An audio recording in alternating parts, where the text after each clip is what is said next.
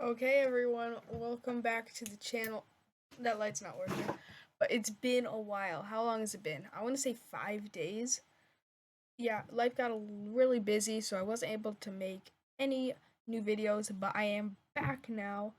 And this is what our map looks like in Imperialism. Let me scroll down so you can see Florida there. A lot of things happened since the last video. First off, in men's basketball, UConn absolutely destroyed San Diego State last night, and they are the new national champions. I didn't know this, but this is actually their fifth time winning the national championship. So big news for UConn.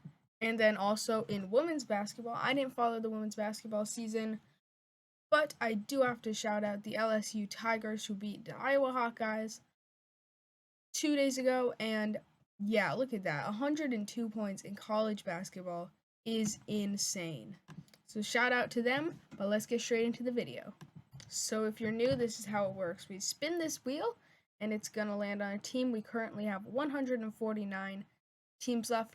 But if you are new, they're gonna be spoilers. So just go watch the other videos first. And Virginia Tech will be playing. So then we go to the arrow and we spin it, and this is the direction that they will be attacking. So they're gonna be attacking northwest.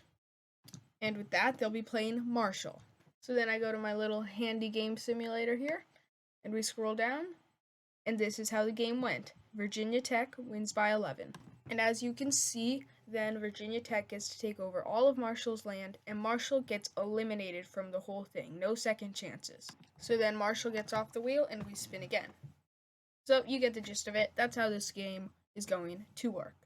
So now we move on to the next one, and South Dakota will be playing next, who has a lot of land. And let's see which direction they'll be attacking. It's going to go north, which a little bit to the west as well. And with that, they'll be taking on the South Dakota State Jackrabbits. And the battle for the state of South Dakota, and let's see who will be taking over South Dakota. And it's going to be South Dakota. And I'm not even going to lie, that's a lot of land that South Dakota just picked up. So they don't have the entire state of South Dakota. See, part of North Dakota State has some, and Wyoming also has some. But one thing's for sure, they have a good majority of it. And they also have a lot of, what is that, Nebraska, I think? They have a lot of that land. So South Dakota's off the wheel now. And let's spin again. 2 good games so far, I would say. Northwestern will be going up next. Now, if I'm not mistaken, I remember Northwestern has like the smallest land on the map. So we will have to see. This is a big opportunity for them to get some land. Now let's see which direction Northwestern will be attacking. Gonna go northeast. So let's see who that'll be. Okay, so Northwestern has only this little territory here. I should draw a little black line here because that's all the territory they have. You might think this purple territory is theirs. Nope, that is, I don't know, a team over there somewhere, another purple team. But that is who Northwestern will be playing. Let me see who that is, and oh man. Yeah, this is a huge opportunity. You can see how much land they have. Let's see how this one goes. St. Thomas, I believe that's who that is. Let's see. So yes, it is St. Thomas, but there are 3 different St. Thomases. This is the one in Minnesota. Let's scroll down. St. Thomas has already won quite a few games, so let's see. And oh, they're gonna handle them with no problem. Not a lot of land, but they'll take it. You know, you take any amount of land. And St. Thomas gets a tiny bit more land, but you wouldn't even know that Northwestern was there unless you looked really closely, because their color is literally the exact same color as St. Thomas. And with Northwestern off the wheel, we will spin again, and let's see who will be going up next. Hopefully we get some more good matchups. So far, so good. Be sure to stay till the end so you see all these great matchups. And Idaho State will be playing next. Also, if you notice my voice is a little scratchy, I know. I don't know why. I'm not sick, but I don't know what that's about. But they're going to be attacking West. And would you look at this? They're going to be attacking Boise State, who has a lot of land, already won a couple of games. So a big opportunity for them to take over the entire state of Idaho, along with some of Oregon. So this is big for them. So, what? I might have accidentally hit Boston University. Let me switch that real quick. There, so submit it again. And let's see, Boise State, Idaho State. Boise State will handle them by 5 points, so not a blowout, not at all. Idaho State still have a very good shot at winning. Let's see how often. One overtime. Boise State won 75% of the time. Okay. So Boise State continuing to dominate, and they get a decent amount of land there in Idaho. So let's spin again. Also to note, my throat keeps getting more and more scratchy, so I might go and get a drink after this round. So I'm going to do that. San Francisco will be playing next. And let's see where they'll be attacking. And, oh, straight east. So let's see who that is. So in the very crowded California state, not as crowded as it used to be, but as you can see, there's still a solid 10 teams there. San Francisco will be attacking, is that UC Davis? I believe there are so many UCs. I do believe it is Davis, though. And I am correct, it is UC Davis. Let's go down here and see. Oh my goodness! San Francisco straight up just put 100 on UC Davis. Oh my gosh. They had an 86% chance to win, but still, holy cow, they won by 24 and put up 100 points. Oh my gosh. So San Francisco with the hundo, and they take over a lot of land, pretty much the whole northern section of California. Nevada does have some of it, so maybe they'll go after Nevada next. And if they do play Nevada, I know San Francisco didn't make the tournament this year and Nevada did, but if you put up 100 points, you're going to win just about every single game. So I think if they play Nevada, they can win. So that is our 5th team off of the wheel today, and I'm going to get something to eat and a drink because my throat is literally killing me right now. So I am back, got myself a little drink, some food here, and I'm ready to go again. Let's spin this wheel again and see who's going to be playing.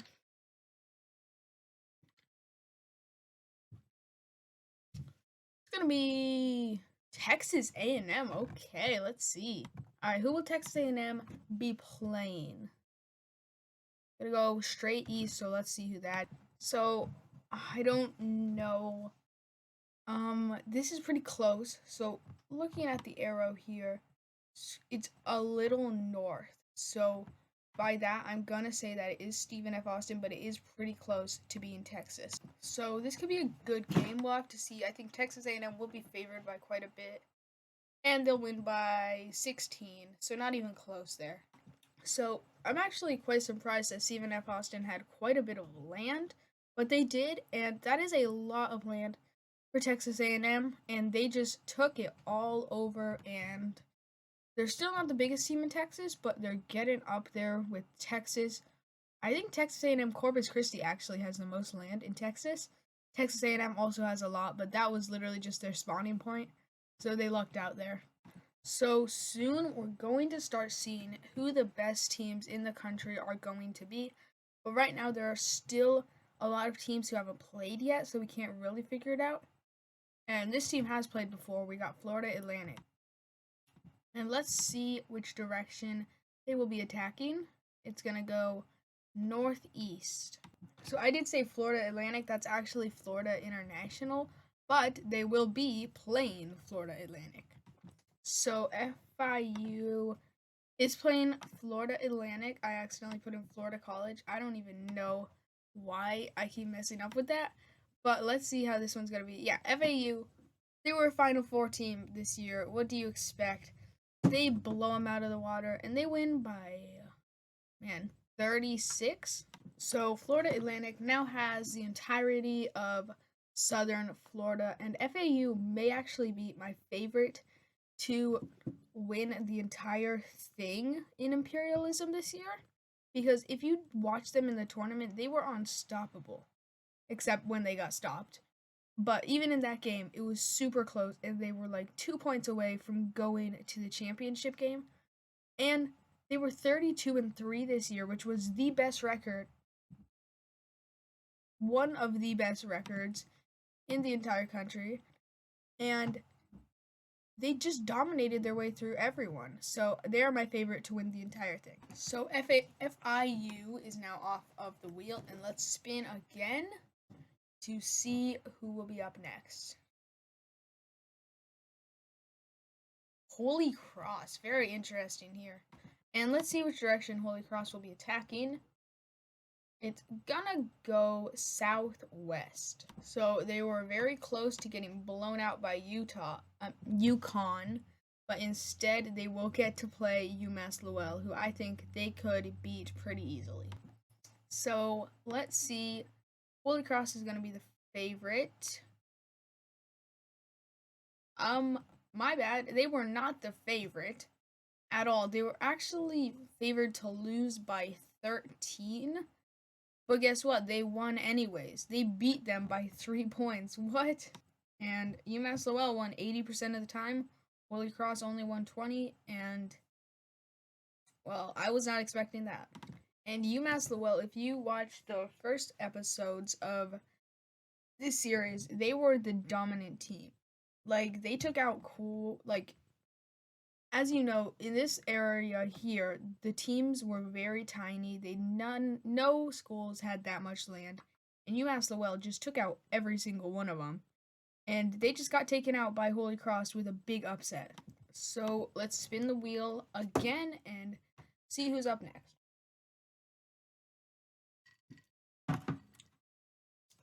It's looking to be Clemson. Okay, I like this game.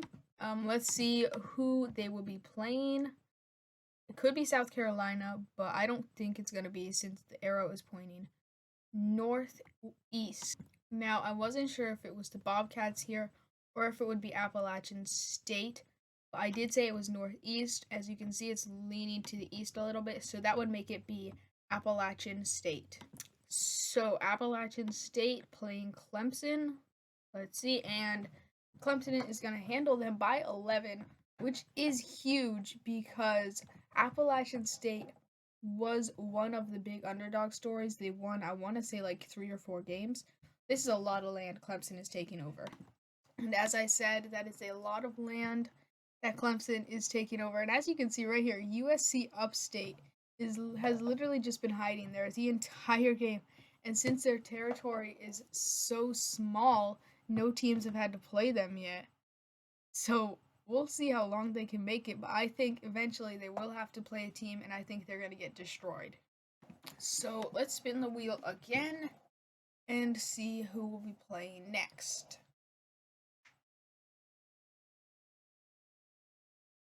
Holy Cross will have to play again. Oh my. So they already have a lot of land now that they beat UMass Lowell, and let's see who they'll be playing next.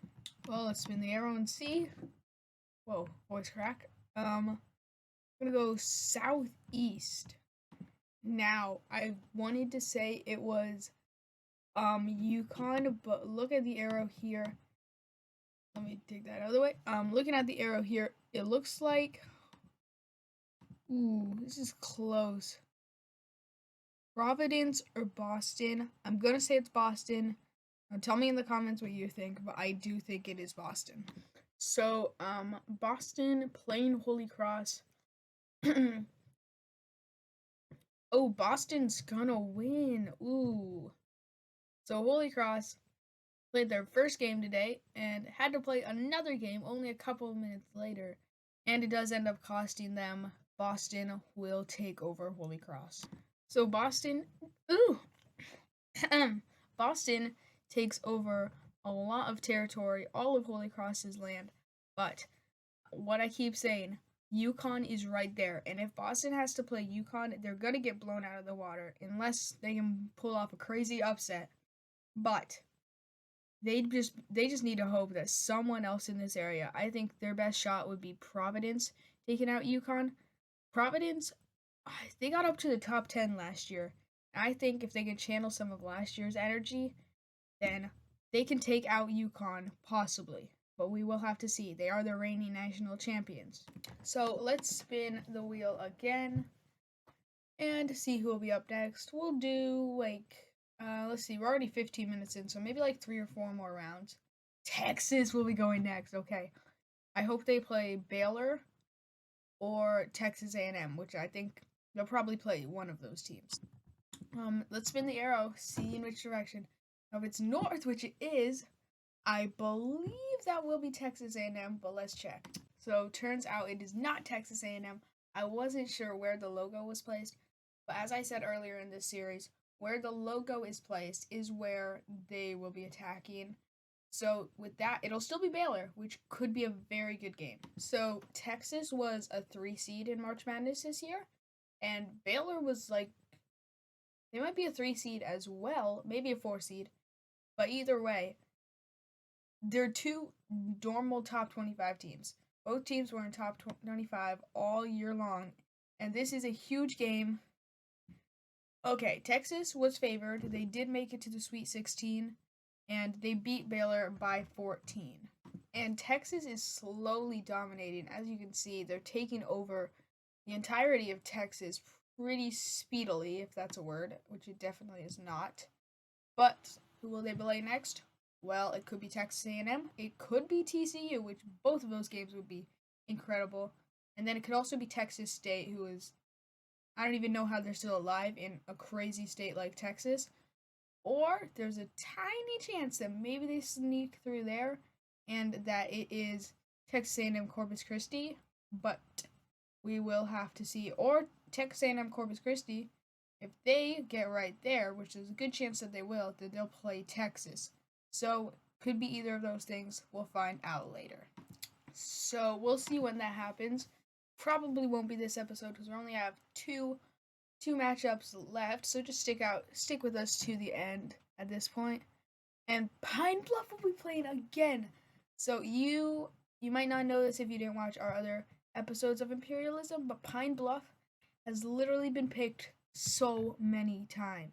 So let's see what they'll be attacking. How are they still alive? There's no way they took out Arkansas. So Pine Bluff will be attacking Southwest. And would you look at this, we're gonna stay in the state of Texas as they are taking on Texas A&M. So let's see how this one went. Oh my gosh. Holy cow. This is odd. Did Texas A&M just win by 50 points? Only 2 simulations ever. Texas A&M won both times. How did they just win by 50? That is insane. I am still in shock. Like, Texas A&M was supposed to win, but by 50 points?